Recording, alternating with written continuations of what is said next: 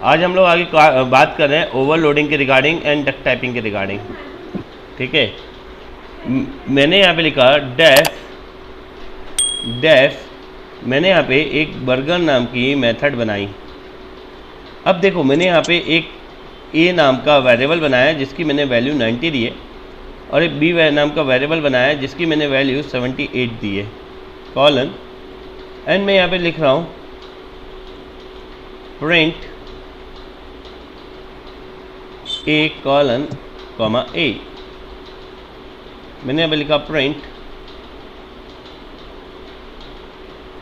B colon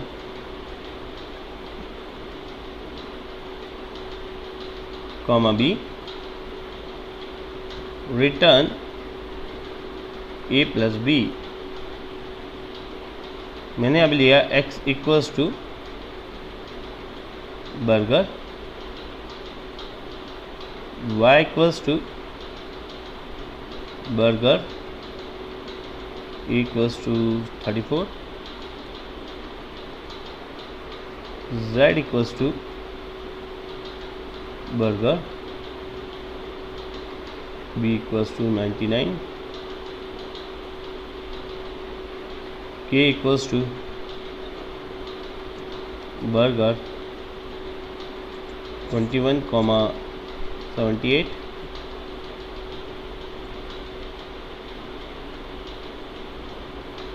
print x colon comma x, और मैं यहाँ पे लिख रहा हूँ प्रिंट इसके बाद डबल कोट के अंदर slash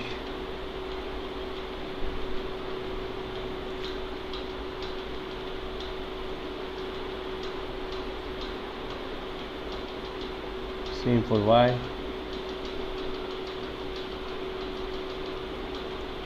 and then same for z,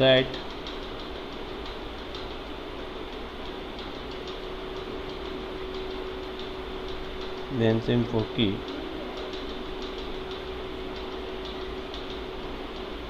अब मुझे बताएंगे इस कोड में क्या हो रहा है, इसका आउटपुट क्या आ रहा है। हाँ, क्या है इसका आउटपुट, चला के देखा इसका आउटपुट क्या है। तो मैंने यहाँ पे डक टाइपिंग के रिगार्डिंग बात किया है। मैंने जब बर्गर को कॉल किया, ये बर्गर मेथड है, यहाँ पे कितने फॉर्मल पैरामीटर है, यहाँ पे आपके दो फॉर्मल पैरामीटर है, यहाँ पे आपके क्या दो फॉर्मल पैरामीटर है। कितने फॉर्मल पैरामीटर है, दो। और यहाँ पे एक्चुअल पैरामीटर कोई है क्या, यहाँ पे एक्चुअल पैरामीटर नहीं है, यहाँ पे एक्चुअल पैरामीटर नहीं है। तो मैंने कहा कि मैं यहाँ से आपको कॉल करवा रहा हूँ बर्गर को, तो ये डिफ़ॉल्ट वाली वैल्यू ले लेगा। ये कौन सी वैल्यू ले लेगा, डिफ़ॉल्ट वैल्यू ले लेगा। तो ए की डिफ़ॉल्ट वैल्यू क्या है, 90। तो पहला आउटपुट आएगा ए कॉलन 90, और बी की डिफ़ॉल्ट वैल्यू क्या है 78, तो यहाँ पे आएगा बी कॉलन 78। इतना क्लियर हुआ जी? ठीक है। तो पहले वाले केस में ये ऐसा इसलिए है क्योंकि आपने एक्चुअल पैरामीटर में कोई वैल्यू नहीं दी थी। ठीक है, अब जब आपने वापस गए तो रिटर्न में क्या है, ए प्लस बी है, तो 90 प्लस 78 कितना होगा 168, 168 होगा ना। तो वो 168 वैल्यू किसके पास आएगी, एक्स के पास, क्योंकि बर्गर की वैल्यू एक्स के पास आने वाली है। ठीक है, तो एक्स की वैल्यू कितनी होगी 168, एक्स की वैल्यू कितनी होगी 168। तो यहाँ पे आउटपुट में आएगा एक्स कॉलन 168, आउटपुट में क्या आएगा एक्स कॉलन 168। तो ये डेड डेड डेड वाली लाइन आ जाएगी आपकी, क्योंकि हमने यहाँ पे प्रिंट किया है। अब आपने यहाँ पे बोला बर्गर के अंदर एक पैरामीटर पास किया ए, उसकी वैल्यू कितनी पास कर दी 34। तो अब आपने ए को तो इनिशियलाइज कर दिया, तो ए 90 के कितना हो जाएगा 34 हो जाएगा, बी 78 रहेगा। तो अब यहाँ पे आपको आएगा ए कॉलन 34, बी कॉलन 78। ठीक है, और इसकी वैल्यू रिटर्न कहाँ पे होगी, वाई में होगी। तो ए प्लस बी, तो ए की वैल्यू 34, बी की वैल्यू 78, तो कितना हो जाएगा 112। तो y की वैल्यू कितनी आएगी 1 1 2 4 8 प्लस 8 12 का बचा 1 3 प्लस 1 4 4 प्लस 7 11 तो 1 1 2 आ गया। नेक्स्ट लाइन में गए तो फिर से आपको लाइन डॉटेड मिली।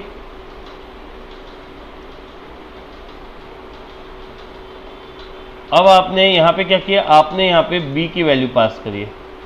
यहाँ पे किसकी वैल्यू पास करी है b की वैल्यू, एक्चुअल पैरामीटर में किसकी वैल्यू पास करी है b की, पर a की वैल्यू पास नहीं करी। तो अब इस बार जब ये कॉल होगा, इस बार जब कॉल होगा तो यहाँ पे b इनिशलाइज हो जाएगा 78 के अगेंस्ट 99 से।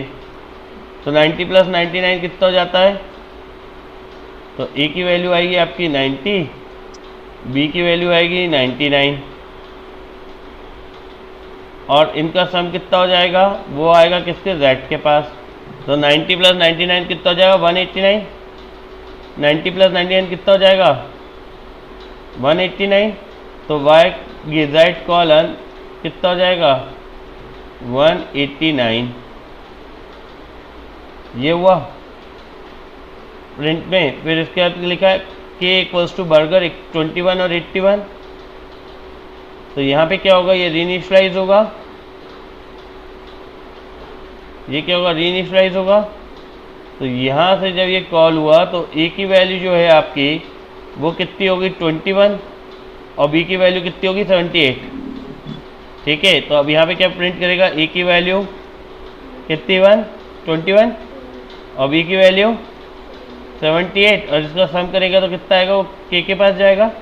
तो k की वैल्यू प्रिंट करवाए तो कितना रहेगा, k की वैल्यू प्रिंट करवाते वक्त 99 और फिर ये लाइन आ जाएगी। ठीक है, इतना हो गया। मैं इसे रन कर रहा हूँ।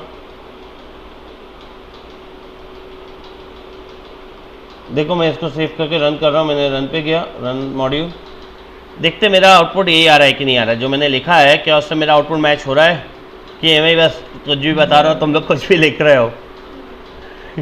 ठीक है, मैच कर लेते हैं। तो देखो पहला यहाँ पे 90, 78 एंड 168 आया है, फिर 34, 78 एंड 112 आया है, फिर 90, 99 एंड 189 आया है, फिर 21, 89 एंड 99 आया है। ठीक है, तो यहाँ पर मैं कह रहा हूँ कि जिस सीक्वेंस में हम लोग की वर्किंग हो रही है वैसा ये वर्क कर रहा है।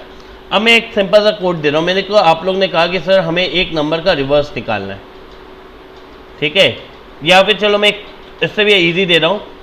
आप लोग ने कैलकुलेटर देखा है, चलो अपन लोग के कैलकुलेटर का लॉजिक बनाते हैं।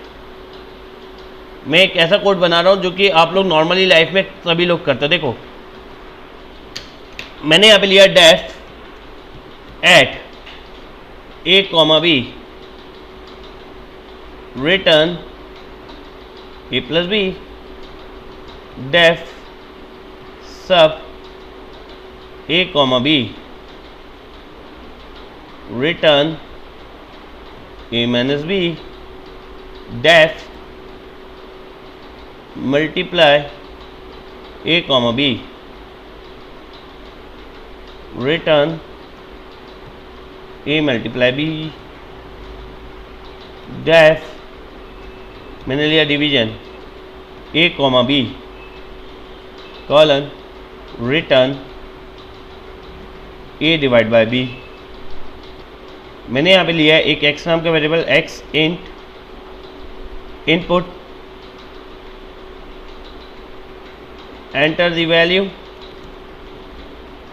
1 y इक्वल्स टू लिया int input enter the value 2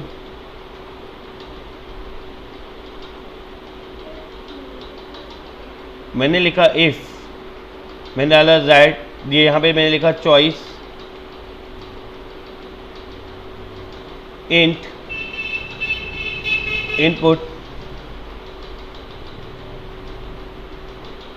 press 1 for addition, 2 for subtraction,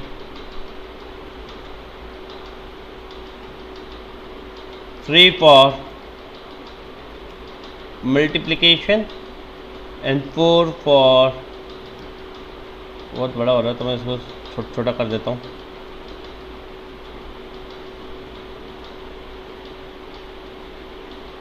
4 for division, ये मैंने यहाँ पे कर दिया। मैंने लिखा if choice is equals to 1, print addition is at x, y. Elif choice is equals to 2, print subtraction is comma sub x, y. Elif choice is equals to 3, print multiplication is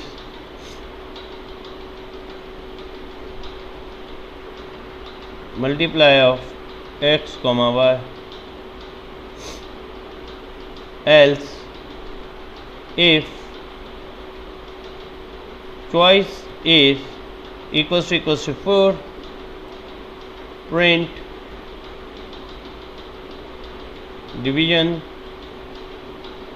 is divi x, y. Else print wrong input.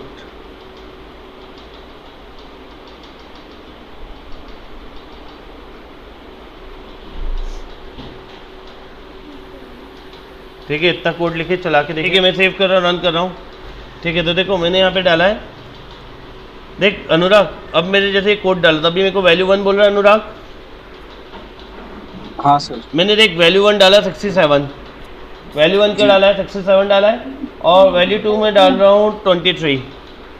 Okay. अब ये मुझसे choice पूछ रहा है कि 1 पे क्या डालना है, 2 पे क्या डालना है, 3 पे क्या डालना है, 4 पे क्या डालना है। मैंने देख जान मुझ पे गलत 9 डाला है। हाँ। तो क्या बोल रहा है, रॉन्ग इनपुट। क्या बोल दिया इसने, रॉन्ग इनपुट बोल दिया कि रॉन्ग इनपुट है। ठीक है अनुराग? हाँ जी। ठीक है, अब मैं यहाँ पे वापस से रन करा रहा हूँ। ठीक है, अब मैंने कहा कि मैंने पहली वैल्यू डाल दी, अज्यूम कर 45, दूसरी वैल्यू डाली 21। अब मैंने 1 प्रेस किया तो 45 और 21 का क्या सम होगा, 66।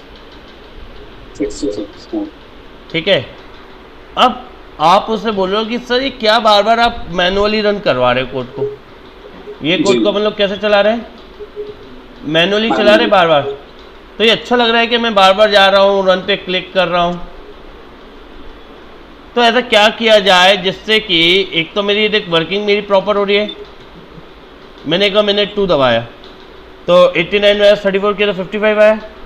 तो अब इस कोड में ऐसा क्या किया जाए कि जिससे ये कोड मेरे से बार बार जब तक कि मेरी इच्छा नहीं हो ये चलता ही जाए। वाइल लूप, वाइल के अंदर हमने क्या लिखा था, ट्रू लिखा था। वाइल के अंदर हमने क्या लिखा था, ट्रू। तो मैंने यहाँ पे लिखा वाइल ट्रू कॉलन।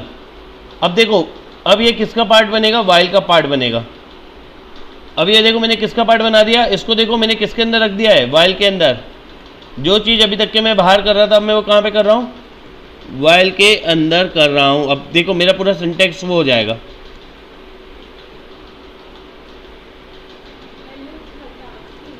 एलिफ इसलिए नहीं हटाएंगे क्योंकि कंडीशन तो एलिफ ही चेक करेगा ना मेरा। कंडीशन जो है वो मेरा कौन चेक करेगा, एलिफ करेगा। कंडीशन कौन चेक करेगा, एलिफ। कि भैया मुझे एडिशन करवाना है, मुझे सब्ट्रैक्शन करवाना है, मुझे मल्टीप्लिकेशन कराना है, मुझे डिवीजन कराना है, वो कौन करेगा, एलिफ करेगा।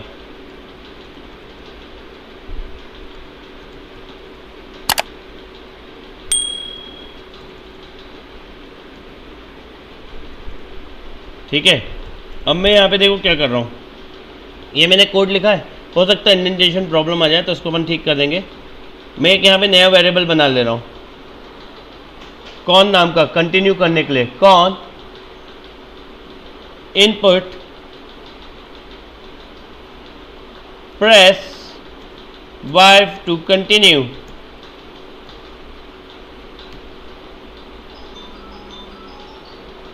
ठीक है, मैं लिखा if con is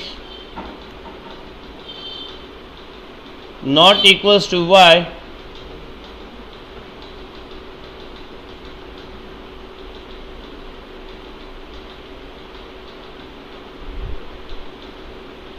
break.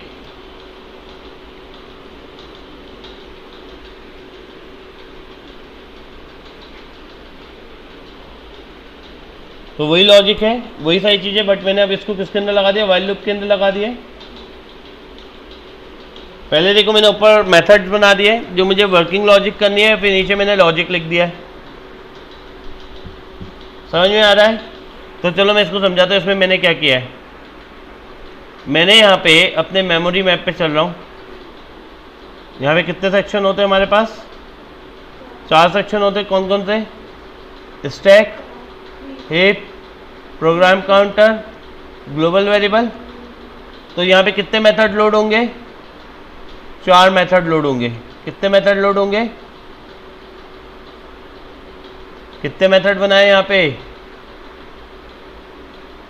4 method बनाए ना। तो यहाँ पे देखो मैंने 4 मेथड बना लिए। एक का नाम रखा है आपने ऐड, इसके अंदर कितने पैरामीटर पास किए, 2, एक ए और एक बी।